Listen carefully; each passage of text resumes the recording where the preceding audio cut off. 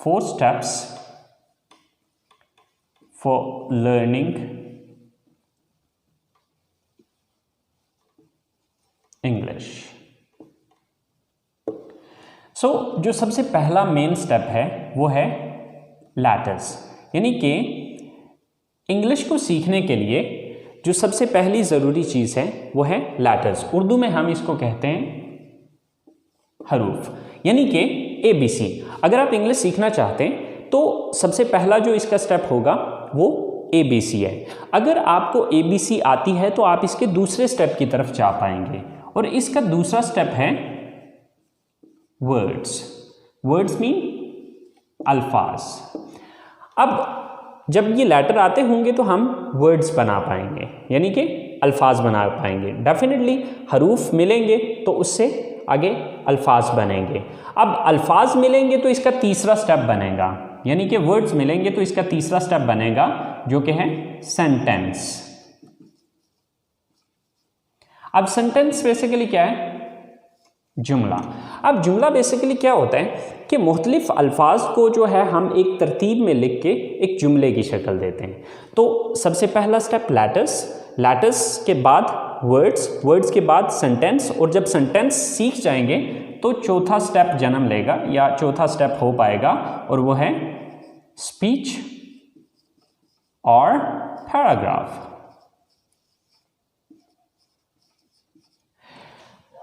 अब जैसे कि मिसाल के तौर पे अब लेटर्स हैं, तो letters mean A, B, C so on, ये Z तक जाएंगे, ठीक है। अब ABC आती होगी तो हम वर्ड्स बना पाएंगे। फॉर एग्जाम्पल जैसे कि एक वर्ड है कैट, CAT, कैट। अब फर्ज करें कि हमें ABC आती नहीं है तो हम इसको कैसे पढ़ सकते हैं, या कैसे हम ये समझ पाएंगे कि ये क्या लिखा हुआ है? Same like that there is one more word table, TABLE। अब देखिए कि अगर हमें स्पेल ही नहीं आते तो हम इससे ये कैसे लफ्ज़ बना सकते हैं? इसी तरह से जब ABC आती होगी तो हम वर्ड्स बना पाएंगे। जब वर्ड्स आते होंगे तो वो जुमले की शक्ल इख्तियार करेंगे। मिसाल के तौर पे हमारे पास एक जुमला है I go to college। अब ये 4 वर्ड्स मिले तो तब जाके एक सेंटेंस बना, एक जुमला बना। तो अब इसको जुमले की शक्ल हम तब देंगे जब अल्फाज आते होंगे। तो जब अल्फाज ही नहीं आते तो हम इसको जुमले की शक्ल कैसे दे सकते हैं? तो ये चीज़ आपने जहन में रखनी है कि जो अगला स्टेप है वो पिछले स्टेप से लिंक्ड है। अगर पिछला स्टेप नहीं आता तो आप किसी सूरत भी अगले स्टेप की तरफ नहीं जा सकते। सो गाइज, सबसे पहली चीज़ कि आपको लेटर्स आने चाहिए, जो कि ऑलमोस्ट हम सबको आते हैं। दूसरा स्टेप है वर्ड्स। वर्ड्स भी बहुत से स्टूडेंट्स को आते हैं और बहुत से वर्ड्स मैं खुद भी आपको सिखाऊंगा। अब वर्ड्स के बाद तीसरा स्टेप होगा सेंटेंस मेकिंग, और ये चीज़ इंशाल्लाह मैं आपको सिखाऊंगा। अब जब सेंटेंस मेकिंग आप सीख जाएंगे तो उसके बाद ऑटोमेटिकली स्पीच या पैराग्राफ की शक्ल इख्तियार कर लेगा। जब आप डिफरेंट सेंटेंसेस को एक पैराग्राफ की सूरत में लिखेंगे तो वो ऑटोमेटिकली एक स्पीच की शक्ल या पैराग्राफ की शक्ल इख्तियार कर लेगा। चलें गाइस, सबसे पहले आगाज़ करते हैं कुछ अल्फाज सीखने से, और अल्फाज के बाद फिर हम जुमलों की तरफ जाएंगे। तो सबसे पहला जो लफ्ज़ है हमारे पास वो है मैं। मैं की इंग्लिश होती है आई।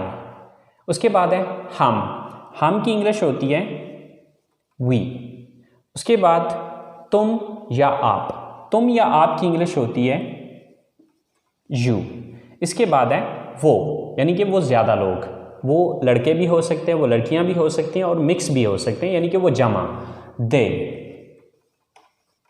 वो एक लड़का, यानी कि जब कोई सिंगल मर्द है या कोई सिंगल आदमी है या कोई लड़का है तो उसके लिए हम इस्तेमाल करेंगे ही। वो एक लड़की, अगर वो अकेली लड़की होगी या औरत होगी तो उसके लिए शी, और ये के लिए इट। इसके बाद है मुझे की इंग्लिश है मी। हमें की इंग्लिश है अस। तुम्हें या आपको, इसकी इंग्लिश है यू। उन्हें, यानी कि उन ज्यादा को, देम। उसे, यानी कि उसे एक लड़के को, हिम, और उसे यानी कि उस एक लड़की को हर। तो लफ्ज़ है जाना, जाना की इंग्लिश है गो, आना कम, काम करना वर्क, खरीदना बाय, देखना वॉच, सुनना लिसन, बोलना स्पीक, पढ़ना रीड, लिखना राइट, पहनना वियर, खाना ईट, बताना टेल, पूछना आस्क, पकाना कुक। सो गाइस, ये चंद एक अल्फाज हैं जो कि मैंने आपको बहुत कम से, बट ये बेसिकली हमने चूँकि अपनी क्लास का आगाज़ करना है, तो अपनी क्लास का आगाज़ करने के लिए ये अल्फाज हमारे लिए बहुत हैं।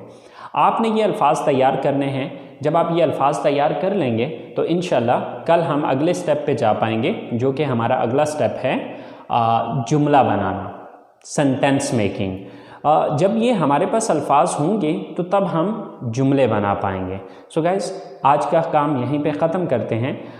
इंशाल्लाह ज़िंदगी रही तो आप लोगों के साथ अगली क्लास में मुलाकात होगी। अपना ख्याल रखिएगा।